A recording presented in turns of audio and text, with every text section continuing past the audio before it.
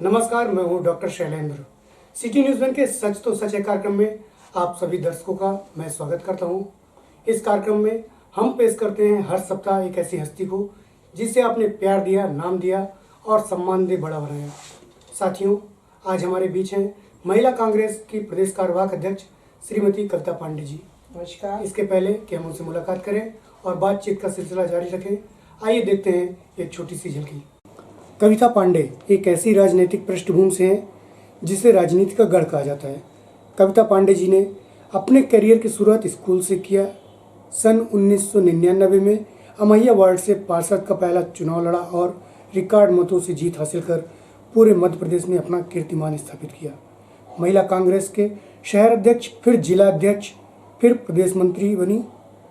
आप फिलहाल महिला कांग्रेस की प्रदेश कार्यवाहक अध्यक्ष हैं। सन 2009 में सामान्य सीट से जीतकर नेता प्रतिपक्ष बनी कविता पांडे ने दिल्ली में आयोजित महिला संसद कार्यक्रम में श्रीमती कविता पांडे ने मध्य प्रदेश और छत्तीसगढ़ का प्रतिनिधित्व करते हुए लॉ एंड जस्टिस मिनिस्टर का दायित्व निभाया। सहज भाव रखने वाली कविता पांडे जी हमेशा बेसहारों का सहारा बनी। उनकी सेवा भाव एवं लोगों के प्रति लगन समर्पण की भावना को दर्शाता है। साथ ही उन्होंने संपूर्ण मद्य निषेध का प्रस्ताव भी पारित कराया था, जो ध्वनि मत से पारित हुआ।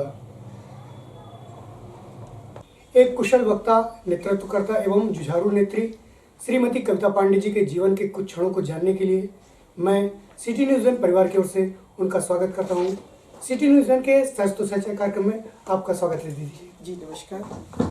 अगर बातचीत का सिलसिला जारी किया जाए तो सबसे पहले कविता जी के उन क्षणों को हम जानना चाहेंगे जब उन्होंने राजनीति के करियर में प्रवेश किया। आपने अमैया वार्ड से पार्षद का चुनाव 1999 में जीता। उस वक्त आपकी क्या प्राथमिकताएं रहीं? त्रिस्तरीय पंचायती राज लागू हुआ और महिलाओं को एक मौका लगा कि वो राजनीति में आकर समाज सेवा करें। मैं एडवोकेट थी और समाज सेवा के जो मेरे से बस में होता था, जो लोग आते थे, उनकी मदद करती थी। चुनाव लड़ने का मकसद और उद्देश्य था कि अधिकार जब हाथ में आता है तो कर्तव्य की पूर्ति बेहतर तरीके से हो जाती है। रीवा का हाल बेहाल था, तब और भी खराब स्थिति थी, अभी भी खराब ही है। तो उसके बाद अमैया में पूरी सड़कें, यदि आपको याद आता हो कि अमैया से जहाँ से मुड़ते हैं बिहारी समोसा से लेके आगे मस्जिद के पास राउंड एक सड़क बनाना, उस टाइम बहुत खुदी हुई सड़क थी, जबकि वहाँ पे रीवा विधायक और बड़े बड़े नेताओं का निवास था। तो वो मैंने अपने पार्षद काल में बनवाई। पेयजल संकट बहुत ज़्यादा था, बहुत पाइपलाइन डलवाई, विधवा पेंशन, निराश्रित पेंशन, और लोगों की जितना भरसक प्रयत्न हुआ कि लोगों की ज़्यादा से ज़्यादा मदद हो, और हो भी पाई। उद्देश्य राजनीति का मात्र इतना ही है कि यदि कर्तव्य की आशा जनता करती है तो अधिकार तो बिना अधिकार के कर्तव्य की पूर्ति बहुत। जब आप नेता प्रतिपक्ष बनी तो उसके बाद आपकी जिम्मेदारियां बढ़ी और लोगों की अपेक्षाएं भी बढ़ी। उस दौरान आपने क्या महत्वपूर्ण कार्य किए? रीवा में जो सीवर ट्रीटमेंट प्लांट का काम चल रहा है वो मेरा लाया हुआ है। यहाँ पर मध्य प्रदेश में कमलनाथ जी केंद्रीय शहरी विकास मंत्री थे और उन्होंने पूरे देश के महापौरों और नेता प्रतिपक्षों का एक सम्मेलन किया था। संपूर्ण मध्य प्रदेश से 7 लोग गए थे। तो 7 में रीवा को मैंने लीड किया था और रीवा का प्रतिनिधित्व किया था। और अभी जबलपुर के नेता प्रतिपक्ष थे विनय सक्सेना, जो अभी एमएलए हैं, वो भी मेरे साथ गए थे। हम लोग 7 लोग गए थे। यहाँ पे कमिश्नर गहरवार हुआ करते थे, यदि याद हो। तो जब मेरा वहाँ से निमंत्रण आया तो गहरवार साहब ने मुझे कहा कि कविता जी, आप दिल्ली जा रही हैं तो हमारा ये सीवर ट्रीटमेंट प्लांट का 202 करोड़ रुपए अटका पड़ा है। तो मैंने कमलनाथ जी से निवेदन किया था और उन्होंने उसको पास किया। लेकिन दुर्भाग्य रहा कि यहाँ पे भारतीय जनता पार्टी के महापौर लगातार बने रहे और विधायक भी लगातार भारतीय जनता पार्टी के बने रहे, उन्होंने काम नहीं किया। सीवर ट्रीटमेंट प्लांट का काम तो शुरू हुआ, लेकिन जिस गति के साथ होना चाहिए, रीवा के लोगों को जो सुविधा मिलनी चाहिए, वो नहीं मिल पाई। आज एक भी सीवर ट्रीटमेंट प्लांट का एक भी चैम्बर चालू नहीं कर पाई है। अगर पृष्ठभूमि देखा जाए पारिवारिक, तो आप राजनीतिक घराने से हैं। उसके बावजूद आपने काफ़ी समय बाद वकालत करने के बाद अचानक फिर एक टर्निंग पॉइंट आया और आपने राजनीति को अपना करियर बनाया। उस समय आपके सामने क्या चिंताएं रही? मैंने राजनीति को करियर कभी नहीं बनाया, मैं प्योर समाज सेवी हूँ। आज भी मुझे अमूमन कोई भी राजनीतिक व्यक्ति नहीं कहता। राजनीति मतलब छल छद्म कपट और षड्यंत्र, उससे अपना दूर का भी नाता नहीं है। और जब मैं राजनीति में या कहिए या समाज सेवा में मैंने चुनाव लड़ा, तो मेरा वार्ड जो मैया था, जो मेरा घर है, गृह ग्राम है जहाँ मैं पैदा हुई बड़ी हुई, वो आरक्षण हो गया त्रिस्तरीय पंचायती राज और महिला हुआ।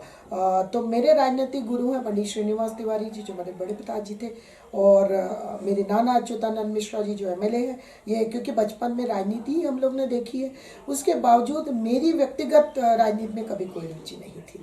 तो लेकिन लोगों की दुख पीड़ा और परेशानियां जब मैं देखती थी तो मुझे बहुत दुख होता था। और उन महिलाओं की ज़्यादातर शोषित पीड़ित और समाज के अंतिम छोर में खड़ी हर महिला की मदद कर पाऊँ और गरीब की मदद कर पाऊँ, यही मेरे जीवन का ध्येय और उद्देश्य रहा। और आपको जानकर अचरज होगा कि मैंने चुनाव लड़ा, मध्य प्रदेश में रिकॉर्ड मतों से जीती, उसके बावजूद भी मेरे पास कोई और पद नहीं था। लेकिन जब मध्य प्रदेश में सर्वे किया गया कि महिलाओं के लिए कौन काम करते हैं, उन्होंने मुझे महिला कांग्रेस का शहर अध्यक्ष बना दिया। मैंने कभी पीसीसी का दरवाजा नहीं देखा था और न मैं महिला कांग्रेस और प्रदेश जानती थी। जब मेरा लेटर आया तो मैं इतनी घबरा गई कि मुझे कुछ समझ में नहीं आ रहा था कि ये क्या हो रहा है, कि ये क्या पद होता है। बस काम ही काम था कि राम काज कीने बिना मोहि कहाँ विश्राम। जब सुबह से लोग महिलाएं आए, उनकी मदद कर दूं, उनका परिवार सहायता में नाम जुड़वा दूं, उनके लिए घर का प्रबंध कर दूं, उनका वृद्धावस्था पेंशन दिला दूं, उनकी सड़कें बनवा दूं, या उनकी जो छोटी मोटी मदद होती है, डावरी विक्टिम की, रेप विक्टिम की। और उसके बाद वहीं पर वरिष्ठ पत्रकार जयराम शुक्ला जी खड़े थे। तो मैंने कहा, भैया ये अपॉइंटमेंट लेटर आया है, मेरे को दादा से बहुत डर लग रहा है, तो मैं कैसे बताऊं। तो जयराम भैया बोले कि घबराओ नहीं, चलो। फिर उन्होंने वो पत्र लिया और हम लोग पंडित श्रीनिवास तिवारी जी, जो विधानसभा के अध्यक्ष थे, हम लोग परिवार के लोग उनको दादा कहते थे, तो वो लेके गए कि अरे ये कविता का शहर अध्यक्ष का अपॉइंटमेंट लेटर आया। तो दादा ने पढ़ा तो बोले, बधाई, ये तो अच्छी बात है।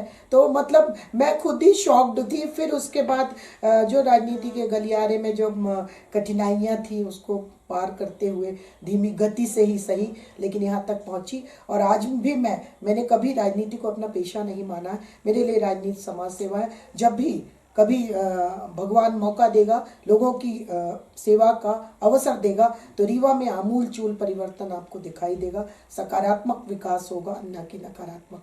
और वैसे भी मैं सच बता दूं कि यदि पत्रकार एमएलए या एमपी बनेगा तो वो उस नज़रिए से काम करेंगे। यदि कोई समाज सेवी आपका नेतृत्व करेगा तो समाज में परिवर्तन दिखेगा। यदि किसी ठेकेदार को आप कमान देंगे तो वो ठेकेदारी करेगा। यह ध्रुव सत्य है। ये रीवा की जनता को समझना होगा और उसको एहसास करना होगा। दीदी, अगर बात की जाए तो जैसा कि आपने कहा कि राजनीति को आप एक समाज सेवा के रूप में देखती हैं, और वास्तव हकीकत यही है कि राजनीति वास्तविक समाज सेवा ही है, जिसमें हम समाज को उठाते हैं। लेकिन अब यहाँ पर प्रश्न ये उठता है कि जब आपने इसको कार्य के रूप में चुना, तो किससे आपने प्रेरणा ली? निसंदेह समाज सेवी जो भी रहे सब लोग, हमने बताया कि हमारे राजनीतिक गुरु हैं, लेकिन मैं सभी से सीखने की कोशिश करती हूँ। गांधी जी महात्मा गांधी मेरे आदर्श रहे हैं, और जवाहरलाल नेहरू जी की मैं प्रशंसा करना चाहूँगी। इंदिरा जी की तरह काम कर पाऊँ, ये मेरे जीवन का सपना है। लौह महिला, और जो भी मैं आपको बता दूँ, समुद्र से जैसे एक मुट्ठी पानी से अपन मोती बटोरते हैं, मैं हर अच्छे व्यक्ति से सीखने की कोशिश करती हूँ। जैसे आप सब पत्रकार साथी हैं, जब आप काम करते हैं तो आपने देखा होगा मैं अप्रिशिएट करती हूँ। जो भी आदमी समाज के अंतिम छोर में खड़े व्यक्ति की मदद की कोशिश करता है, हर उस व्यक्ति को सैल्यूट करती हूँ और उसी की मदद करती हूँ और उन्हीं से सीखती हूँ। अगर बात करें तो आपने समाज सेवा में और राजनीति में जब कदम रखा तो आपको काफ़ी संघर्ष भी करना हुआ होगा। तो वो संघर्ष के दिन क्या आप याद करना? बिल्कुल, मैं कांग्रेस पार्टी से हूँ और मैंने कांग्रेस से ही चुनाव लड़ा है। और जब ये उस टाइम बजट बहुत कम होते थे, अब तो ग्लोबलाइजेशन मनमोहन सिंह जी के बाद, और उस टाइम उन्होंने इतना काम किया कि पैसा दिखने लगा।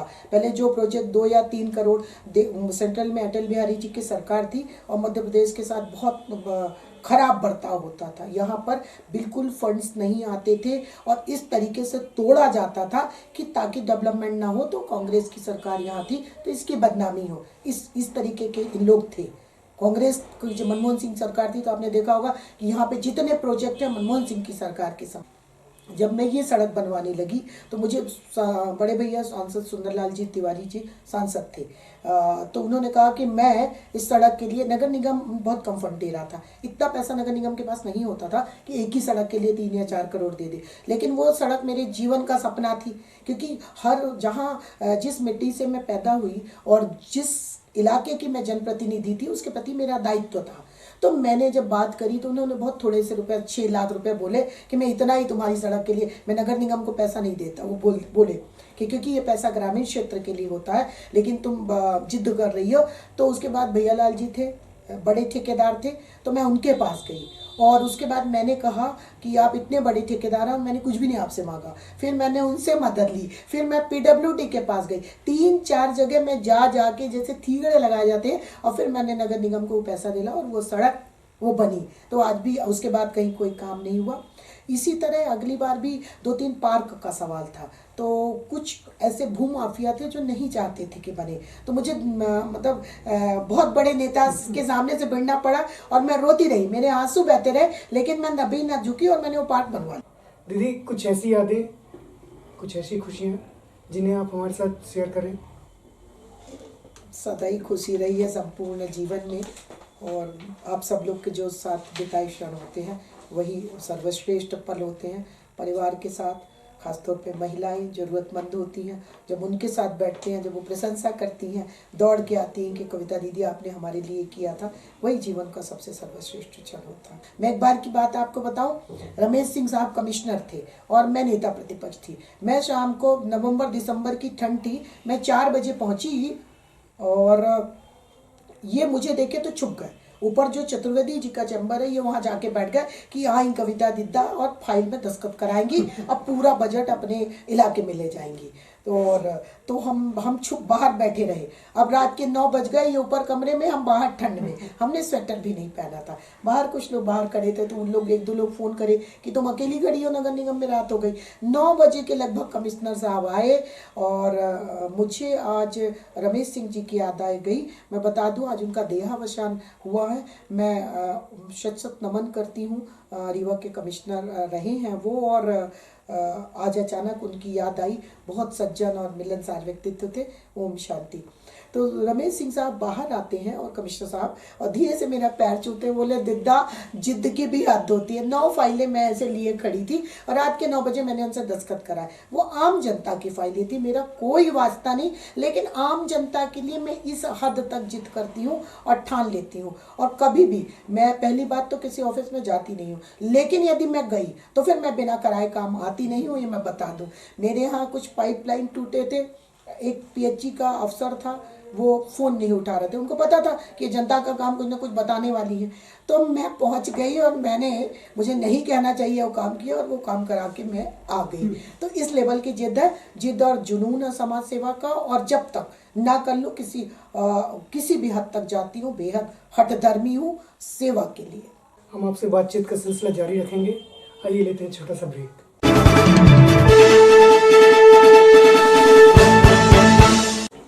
ब्रेक के बाद एक बार पुनः आपका स्वागत। आप अपनी जिंदगी का सफर कैसा देखती हैं? अच्छा, बेहतर।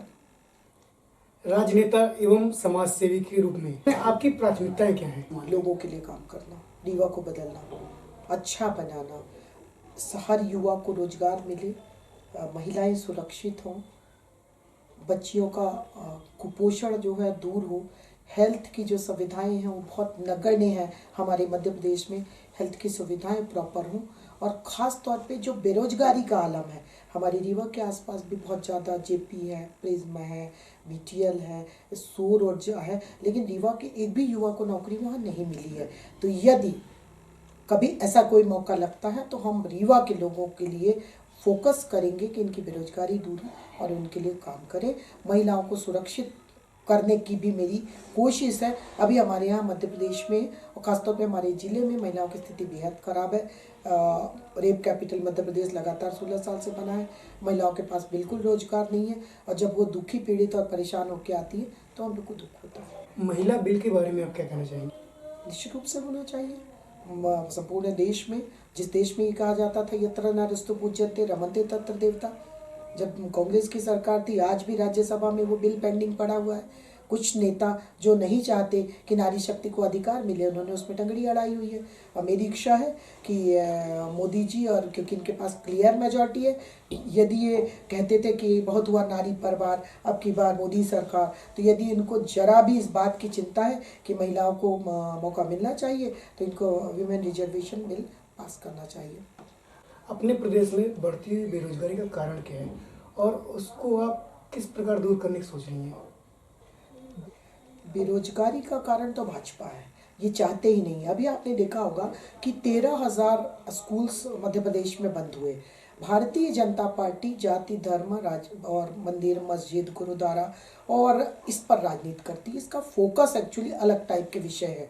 ये स्वास्थ्य, शिक्षा और रोजगार जैसे विषय इनकी राजनीति का ना तो अंग था ना होगा, क्योंकि इनके विषय ही, आप ये देखिए, फलाने शहर का नाम बदल देंगे, फलानी मस्जिद बना देंगे, फलाना मंदिर बना देंगे, इस टाइप की बात पर ही फोकस करते हैं। तो जब इनका, आपने देखा कमलनाथ जी की सरकार एकदम छोटा बच्चा टाइप थी, 15 महीना में तो पैदा हुआ बच्चा ठीक से चलना नहीं सीख पाता, उतने कम समय में इन्होंने युवा स्वाभिमान योजना चालू करी और हर बच्चे को 4-4 हज़ार रुपये दिलाया और बच्चे स्किल्ड हो गए। मैं खुद बहुत सारी इंस्टीट्यूट में गई हूँ, कहीं कंप्यूटर सीख रहे थे, कहीं ये होटल ऑपरेशन का काम सीख रहे थे, कहीं मैनेजमेंट सीख रहे थे, कहीं और तमसिंग का काम सीख रहे थे, कहीं ब्यूटी पार्लर का सीख रहे थे। तो कमलनाथ जी की सरकार का फोकस बेरोजगारी दूर करना था। शिवराज सरकार का ना था, ना है, ना होगा। उसका मूल कारण है, देखिए, अशिक्षित आदमी भाजपा को ज़्यादा वोट करता है। आप ये जान ले रही है, यदि गरीब और अशिक्षित है तो उसको समझाना इनके लिए बेहद आसान होता है, इनको धर्म का तड़का पहनाना आसान होता है, लेकिन पढ़ा लिखा आदमी इनके छलावे और जाली जवाली में नहीं आता। तो ये अली बाबा 40 चोरों की मंडली है, जो झूठ बोलो, जोर से बोलो, बार बार बोलो और उसी में बेरोजगारों को घुसाए रखो। और फ्री का फ़ोन पकड़ाए हैं तो 300 रुपये के डाटा में आप गलत सही उनके दिमाग में प्लांट करते हो और वही वो 2 रुपये की ट्वीट के हिसाब से वो आपके खिलाफ षड्यंत्र। दीदी, आपने समाज सेवा के लिए राजनीति को चुना, उसके लिए आपने कुछ पैरामीटर भी बनाए थे, वो पैरामीटर क्या रहे? कुछ पैरामीटर कभी नहीं बनाए जब आया। दीदी, आप एक राजनेता एवं समाज सेवी हैं, इसके रूप में आपकी भविष्य की क्या योजनाएं हैं? निसंदेह रीवा की कमान संभालना मेरे जीवन का लक्ष्य है और लक्ष्य से तात्पर्य यह है कि मैं रीवा वासियों को उनके अधिकार दे सकूं। मुझे अपने लिए कुछ नहीं चाहिए, भगवत कृपा से मेरे पास जो एक आम आदमी के होना चाहिए, वो भगवान ने मुझे सब कुछ दे के भेजा है। लेकिन मैं रीवा वासियों का जो 2.5 लाख जनता है उनके लिए काम करना चाहती हूँ और उनको समृद्धशाली बनाऊँ, यही मेरे जीवन का लक्ष्य है। दीदी, चलते चलते एक आखिरी सवाल और एक आखिरी इंतजार कि आप हमारे दर्शकों को क्या संदेश देना चाहेंगे? रीवा ले आऊँ और यहीं पे नौकरी दिला पाऊँ, यही मेरे जीवन का उद्देश्य है। निश्चित रूप से अपनी मातृभूमि के लिए काम करिए, अपने देश के लिए काम कीजिए, समाज के लिए काम कीजिए। राष्ट्र कोई दिल्ली या भोपाल नहीं है। यदि हम अपने घर के अगल बगल की मदद कर पाएँ तो यही राष्ट्रभक्ति है। आज राष्ट्र की परिभाषा बहुत विचित्र टाइप की बनी हुई है कि राष्ट्र कोई फोटो है, राष्ट्र फोटो नहीं है। हर कण क्षण जो दुखी, पीड़ित, परेशान है, उसकी मदद यदि हम कर पाएँ, आप कर पाएँ, हर एक दिन 1, 2, 3, 4 जितना आपको भगवान ने पुरुषार्थ दिया है उसकी मदद कीजिए। रीवा को समृद्ध बनाइए, खुशहाल बनाइए, यही हमारी राष्ट्र की भक्ति है और यही हम सब मिलकर करना चाहते हैं। साथियों, ये हमारी खुशनसीबी है कि आज हमारे बीच प्रदेश कांग्रेस महिला कार्यवाहक अध्यक्ष श्रीमती कविता पांडे जी हमारे यहाँ आई। इनका मैं तहे दिल से आप सभी की ओर से धन्यवाद देता हूँ। आपका बहुत बहुत धन्यवाद। जय हिंद। सिटी न्यूज़ द्वारा संचालित सच तो सच है में बस आज इतना ही। कुछ और हस्तियों के साथ हम आपसे मुलाकात करते रहेंगे। तब तक के लिए हमें इजाज़त दीजिए। नमस्कार, खुशामदीद, सत श्री अकाल।